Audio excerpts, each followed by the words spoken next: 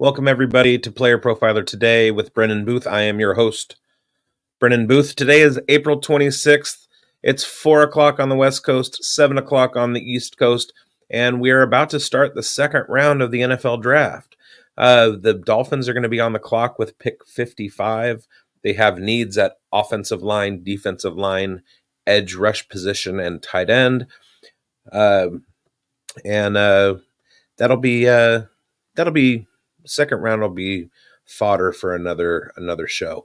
We're going to get into the first round.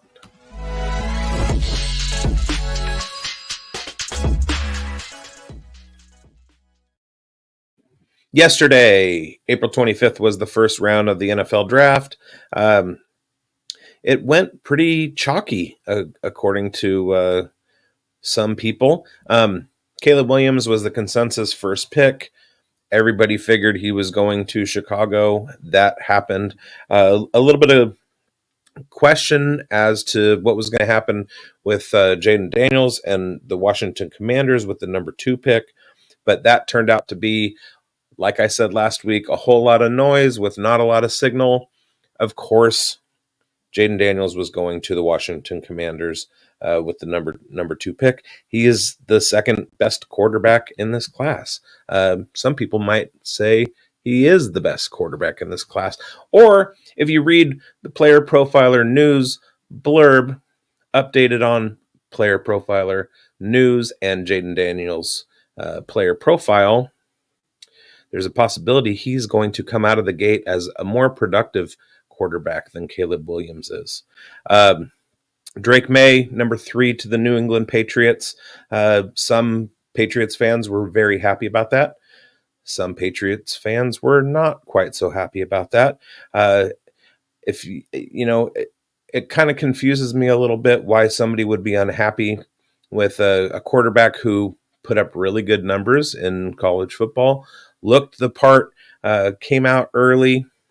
I mean, he was producing as a freshman. He was a starting quarterback in college football as a freshman. So that's kind of baffling to me. There was some question as to whether or not the Cardinals were going to draft somebody at 4 or trade out of the pick. And ultimately they decided Marvin Harrison Jr., son of Hall of Famer and Colts legend Marvin Harrison, was worth taking at the 4th pick. I tend to agree. Marvin Harrison is the prototypical Alpha X wide receiver 1. The Cardinals haven't had a 1,000-yard receiver since 2020 when DeAndre Hopkins was there, and he is no longer with the team. So Kyler Murray needs a big-bodied, 6'3", long alpha wide receiver to throw the ball to, and I think Marvin Harrison Jr. is going to fit in quite well. You can't argue with the bloodlines. His dad, Marvin Harrison, was a phenomenal wide receiver, and he got his gold jacket.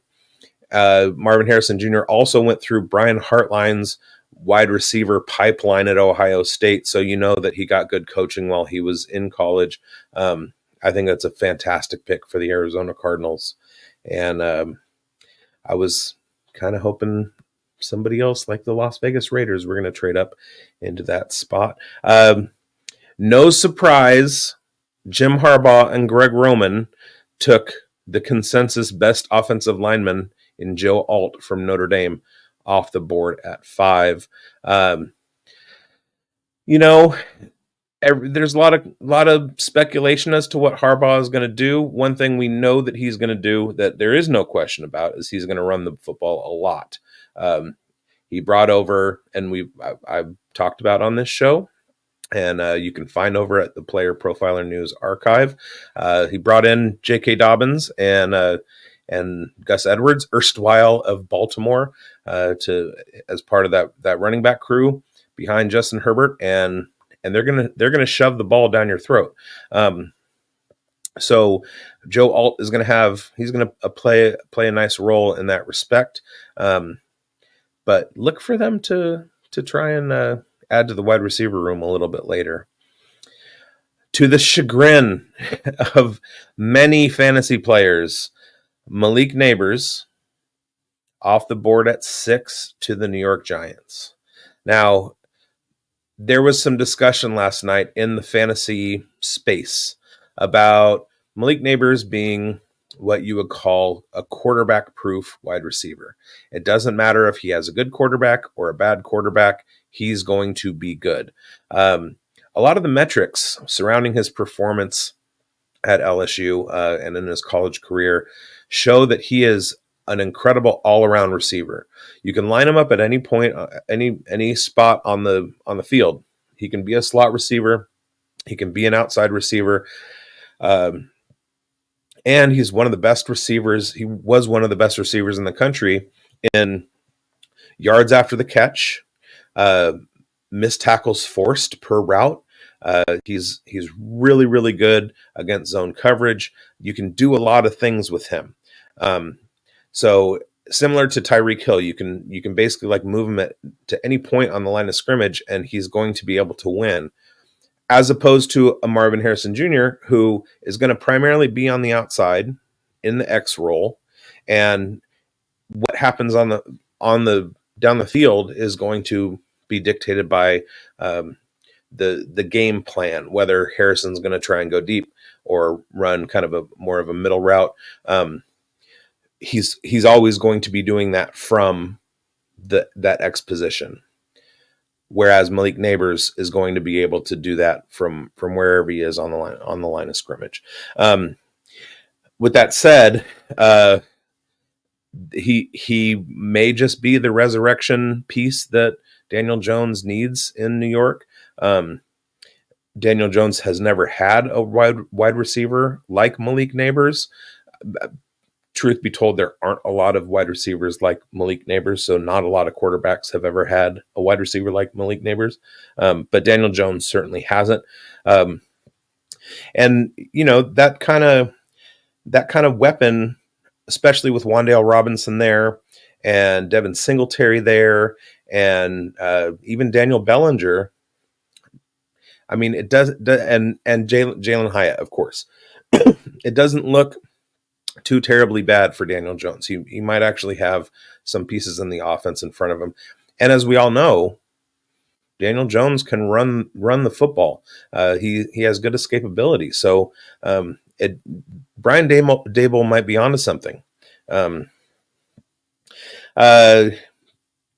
Tennessee took J.C. Latham at the 7 pick. J.C. Latham, big offensive tackle from Alabama. That certainly helps Tyjae Spears and Tony Pollard to a certain extent.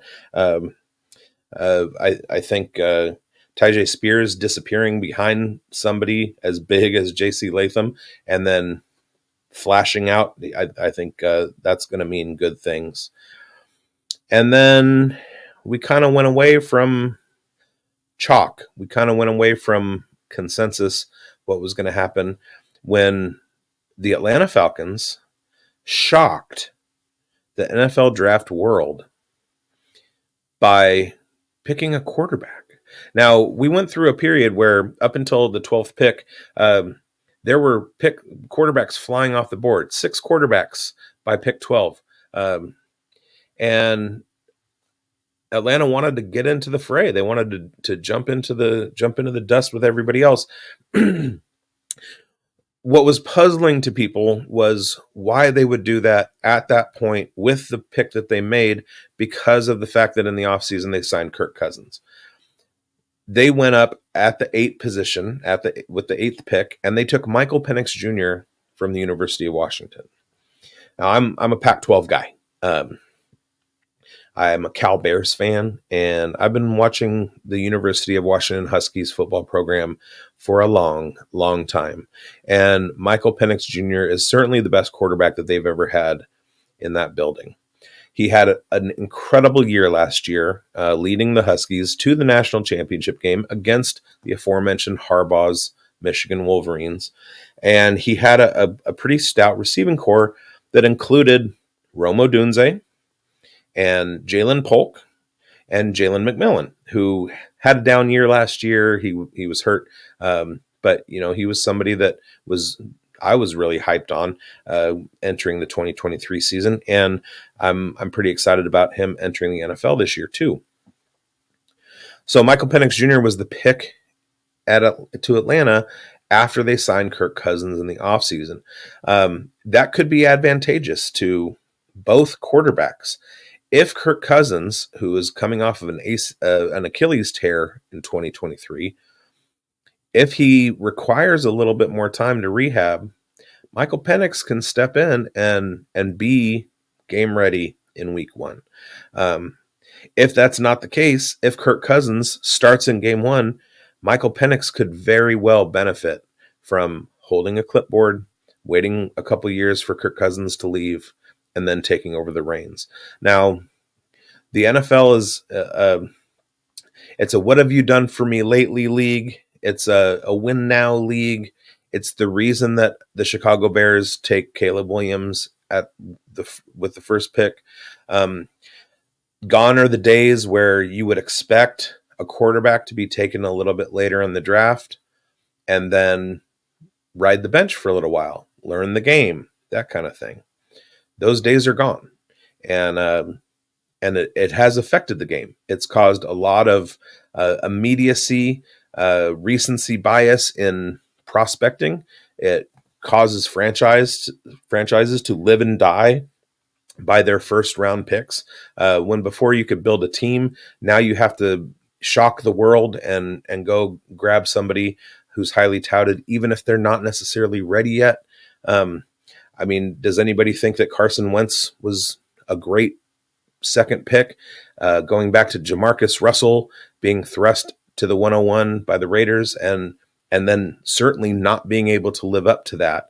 The emphasis is on the spectacular now. It's not there is no waiting anymore. Well, the Falcons poo-pooed that. They said, no. We like this guy. We're going to bring him in and we're going to allow him to grow and then thrive rather than fail and then thrive, right? So you have a kid like Baker Mayfield who gets drafted by the Browns and is expected to do too much too soon. And it harmed him. It harmed his career. He didn't have anybody in front of him. He was the man from the jump and was not ready for it. Well, he finally kind of got his feet under him last year with the Tampa Bay Buccaneers and had himself a hell of a year. Rich Gannon, he was a long time. He literally had an entire career as a backup before going to the Raiders as a free agent and becoming a two-time MVP and leading the team to a Super Bowl and putting together an offense that with Jerry Rice and Tim Brown, it was fairly historic and balls bouncing a different way. That team could have won 3 Super Bowls in a row. They didn't, but they could have. And Rich Gannon was a big part of that after being a backup for his entire career. So you have elements of both. There's really one quarterback in recent memory who was given the lofty goal of coming in and turning a franchise around that actually did it. And that's Houston Texans quarterback CJ Stroud, who did it last year. So Penix off the board at 8, puzzling a lot of people. It was a big head scratcher. The Brain Trust in Atlanta had a press conference and justified their pick and explained why they made that decision. And you know, I'm okay with it. I'm not a Falcons fan, so I'm looking at it through different lenses. But you know, I like what they did. Number 9, Romo Doomsday. Shout out Jax Falcone, Romo Doomsday to the Chicago Bears. Now, I talked about Penix, his alpha 1,600 plus yard receiver, Romo Doomsday, goes to Chicago with the 9th pick, paired up with Caleb Williams. Now, I love the pick. I love Romo Doomsday. There's an attitude out there that the 1, 2, and 3 wide receivers in this class are Marvin Harrison Jr., Malik Neighbors, and Rome Odunze. I'm of the opinion that they are the 1A, 1B, and 1C wide receivers. If you were to take any one of those wide receivers and in 2025 tell me they were the highest scoring wide receiver in 2024, neither of the three of them would shock me that they were the wide receiver 1 in the NFL for 2024. None of them. They're all that good. When we look at the landing spots, I think Rome Odunze is in the best spot of the three of them. Malik Neighbors there's maybe some deficiency at the quarterback position in New York. Kyler Murray runs the ball a whole heck of a lot in Arizona. Marvin Harrison Jr. is the go-to guy. And you might think it's counterintuitive that Rome Odunze entering a Chicago Bears team that has DJ Moore in place, Keenan Allen in place, a top tight end in Cole Kmet, just made a deal for Gerald Everett to come over and play tight end as well. 2 receiving running backs in Roschon Johnson and DeAndre Swift. That's a lot of competition for targets. But Rome Odunze is good enough that he could completely take over as the target leader in Chicago. And it wouldn't shock me one bit. I love the pick. I love what Ryan Poles has done. He fleeced Carolina out of their shorts, and then he went and he got a generational quarterback and a generational wide receiver. And now Chicago has to be looked at as a competitor. Number 10 to the Vikings, J.J. McCarthy. Michigan quarterback, goes to Minnesota. A lot of people had that idea that Minnesota was going to be taking J.J. McCarthy. But the wrinkle is everybody thought that they were going to trade up to get J.J. McCarthy. Instead, they played the board, and J.J. McCarthy fell right into their laps. I'm going to talk a little bit about J.J. McCarthy after the break. We got our rookie guide out, you guys. The 2024 rookie guide gets you ready for your rookie drafts in your dynasty league, and also leading up to your drafts in standard redraft fantasy and best ball and everything. So we will talk about J.J. McCarthy on the other side. It is NFL draft season and the wait is over. The Player Profiler Rookie Guide is available. It's live on the site now. Right there in the nav bar, click on the 2024 Rookie Guide to download it. It's so comprehensive. We're ranking and writing up more players than anybody. And this year, we're providing athleticism scores. We're doubling the number of advanced stats on each player profile. And guess who's back? Cody Carpentier. But it's not just him. It's Theo. It's Matty Kiwoom. It's John Lobb. And the Undroppables. All coming together to provide their composite rankings. And this year we're adding Superflex Tight End Premium because that's now become such a popular format. So get those composite ranks, get the write-ups, the comps, the stats and metrics you want. If you already have Dynasty Lux, you already have it. But if you don't, it's right there in the nav bar on playerprofiler.com. It's $20. It's not the first. It's not the most expensive, but it is the best. Welcome back to Player Profiler today with Brendon Booth. I checked and I'm still Brendon Booth. Our top story tonight, the middle part of the first round of the draft. J.J. McCarthy drafted by Minnesota. Minnesota, who had Kirk Cousins, allowed Kirk Cousins to leave. They've got Justin Jefferson. They've got Jordan Addison. They've got T.J. Hawkinson returning from an injury. And now they've added J.J. McCarthy to lead that core, lead the group. There is some question as to J.J. McCarthy's viability as an NFL quarterback. And my only question to that question is, why? The kid won a national championship last year. He came out as a junior. He was an early declare. He's 21 years old. These are the things that quarterback dreams are made of. He is absolutely a franchise quarterback. Now, I, I'm, I dabble in fantasy a little bit, but I do consume I do consume fantasy content, and there is also draft content. So in doing my research, uh, I happened upon a video where a couple of really sharp experts were pontificating on JJ McCarthy and how he was going to uh, handle the NFL, and they were talking about the combine. And one of the things about the combine and JJ McCarthy's performance at the combine, the first thing that sticks out to me is that he was second in velocity. He throws 61 miles per hour, which means he can get the ball down the field. Can he put it in windows? You watch the tape, he can put it in windows. Can he hit it every spot on the field? He can do that. And watching these prognosticators talk about him, they were on the field during the wide receiver drills at the combine when JJ McCarthy was throwing. And what they were saying, what the anecdote that they were sharing with everybody was that JJ McCarthy missed some throws. But in actuality, he didn't. JJ McCarthy was told by the coaches to put the ball in certain spots. And every single time the coach told JJ McCarthy to put the ball in a spot, JJ McCarthy put the ball in a spot.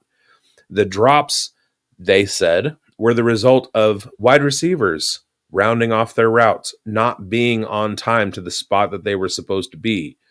That's why JJ McCarthy was missing throws, because he was too good.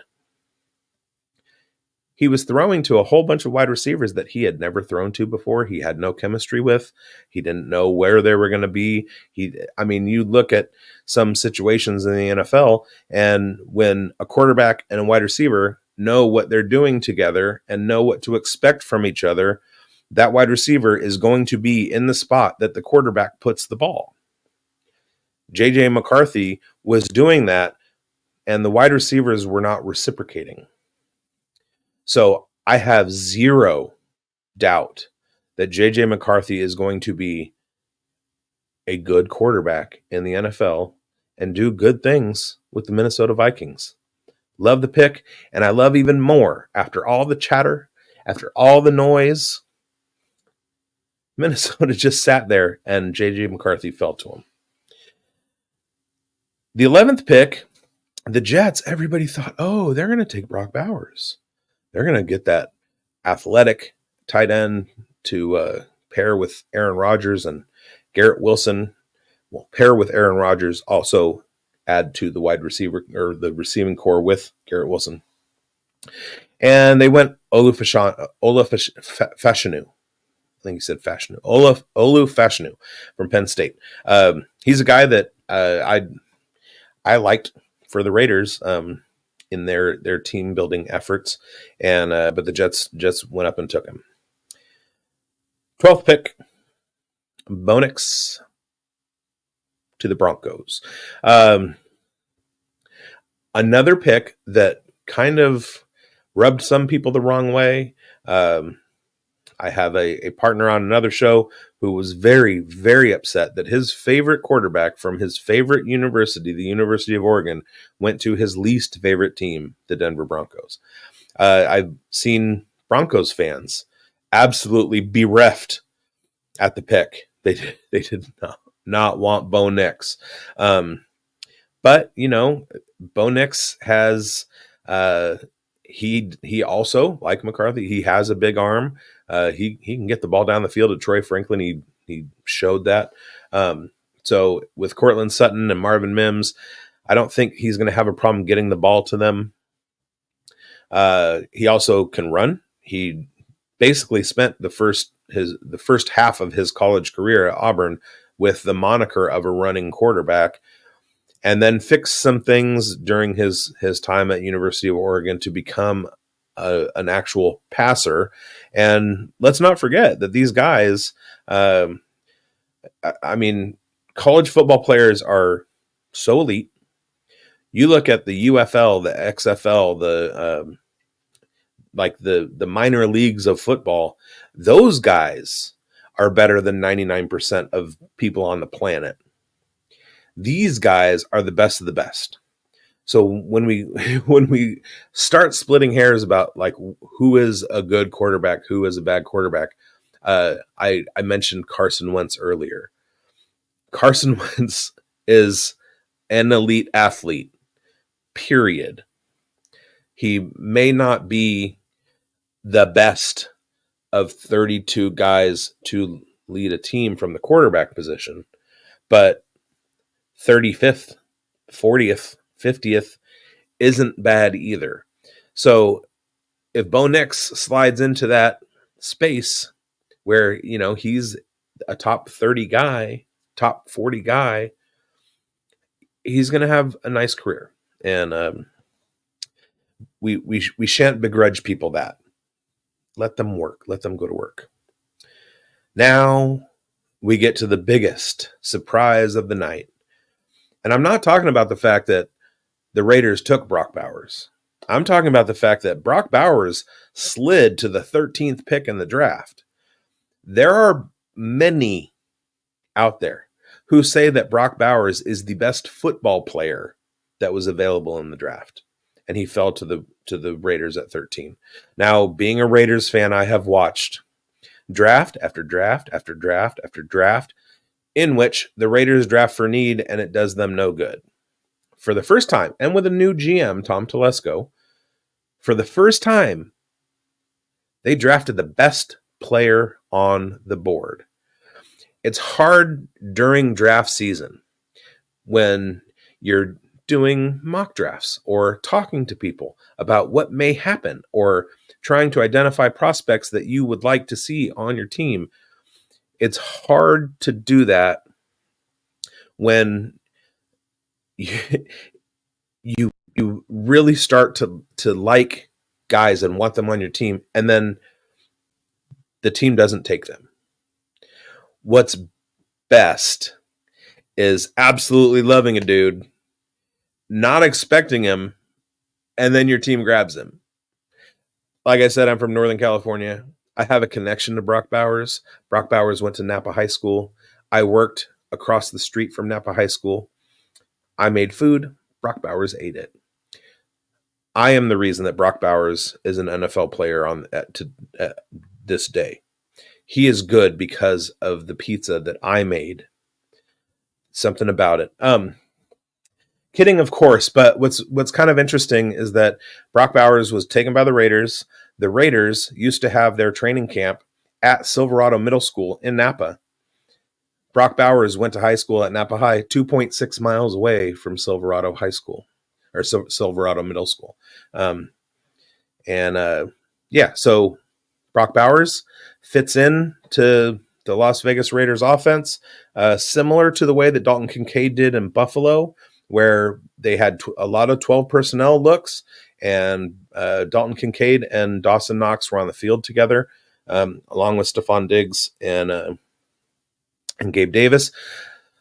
Now we're looking at Devontae Adams and Jacoby Myers on the field with Michael Mayer, second-round pick from 2023's draft, and Brock Bowers. Raiders are gonna do quite a bit. It's just a matter of who their quarterback's going to be, and we'll see. All right, rounding out the draft, we had Talise Fuaga going to the Saints. Big tackle from Oregon State. Going to be nice to see Derek Carr or see him protecting Derek Carr. The Colts at 15 took Laiatu Latu, edge rusher. Byron Murphy from Texas goes to the Seahawks. He's a defensive tackle, guy that I have my eye on a little bit. Dallas Turner, edge rusher from Alabama. Minnesota took him up with the 17th pick. Now, we saw what the Houston Texans did last season. They took a quarterback, and then they took an edge rusher. They got C.J. Stroud, and then they got Will Anderson. and you see what that did for their franchise. They made the playoffs. They went from worst to first. Amarius Mims to Cincinnati to give some protection to Joe Burrow. That should work pretty good. The Rams, it had been rumored that they were going to try and trade up into the top 10. They didn't. They stood pat at 19. They took Jared Verse from Florida State. That there's a chance that he's going to be the best defensive player out of this draft. Troy Fatanu, guard from Washington. He was one of Michael Penix's protectors. He goes 20 to Pittsburgh. Chop Robinson to Miami with the 21st. He's an edge rusher out of Penn State. Quinyon Mitchell, cornerback from Toledo. The best cornerback, according to Pro Football Focus, in college football for the last 2 years straight. He's so good that he makes people wonder why he stayed at Toledo, and it's because he wanted to be there. Kind of like Dante Culpepper, if you're old enough to remember him. He got offers to transfer to a bunch of schools, and he said Central Florida is the team that gave me a chance. I'm going to stay loyal to them, even though he had better opportunities. The only knock on Quinyon Mitchell is his competition. He was playing against Bowling Green, not LSU. So with that said, he still had the best coverage grades, according to Pro Football Focus. And a steal at 22, I wanted him on the Raiders at 13. So he's going to be a generational cornerback. Big Brian Thomas Jr. from LSU to Jacksonville. That one I was kind of shocked by. They have Gabe Davis and now Brian Thomas. They both play the same role, so we'll see what they do. But it does give Trevor Lawrence another weapon. Terrion Arnold, consensus says that he is the best or safest cornerback in the class. He drops to 24, taken by Detroit. Detroit just gets better. Terrion Arnold from Alabama is going to be a good one. Jordan Morgan, offensive tackle from Arizona. He's another big Pac-12 guy, and he's going to be protecting Jordan Love. More Jordans. Graham Barton, center from Duke, goes to the Tampa Bay Buccaneers. Darius Robinson, who I wrote about on Player Profiler. Mizzou edge. He is a very versatile guy. He's listed as an edge, but he's not. I don't think he's fast enough to be a true edge linebacker, pass rusher guy. But he's very versatile. He can move inside and he can play outside and cause matchup problems for offensive linemen. So I think that's a really nice pick. Xavier Worthy, the fastest man in history, goes to Patrick Mahomes and the Chiefs. That's gonna offer a nice counter for the Travis Kelce, Rashee Rice working out in the middle, with Xavier Worthy just flying down the field. So we'll see if he can work on his catching ability. Tyler Guyton, big offensive tackle to Dallas. Nate Wiggins goes 30 to Clemson. Xavier Legette, I know I'm skipping one. Xavier Legette goes to Carolina. South Carolina wide receiver. A lot of hype this draft season. He goes 32 to Carolina. The 31st pick of the draft, Florida wide receiver Ricky Pearsall, who played against his now new quarterback, Brock Purdy, in high school. Interesting story to come out of 49ers camp, or the 49ers building. Apparently, they had a rat. They had a mole. They had somebody who was leaking information. So essentially, and this is the rumor on Twitter, essentially what they did was they went ahead and threw out different subterfuge trying to figure out. Basically, they said, we're going to take Cooper DeJean Cooper DeJean, Cooper DeJean. It's not Cooper Dijon, like the mustard. And it's not DeJean because it's French. It's DeJong. Cooper DeJean from Iowa, the cornerback from Iowa. We're going to take him. And then they told some other people, we're going to take Ricky Pearsall. And basically they sussed out who the leak was when certain people started saying, the Niners are taking Cooper DeJean. Cooper DeJean. Cooper, give me a comment. Let me know how to properly pronounce your name. So yeah, a little bit of spycraft out of the San Francisco 49ers offices. I thought that was pretty interesting. That's going to wrap it up. Hey, we'll be back next week. We're going to have so many stories next week. We're going to have a full Friday show of let's talk about all 7 rounds of the draft. It's going to be fun. I'm going to be here. I hope you will be here with me. And for Matt Kelly and Bradley Stalder and Seth Dewald and everybody at Player Profiler, have a great weekend, you guys, and we'll see you again.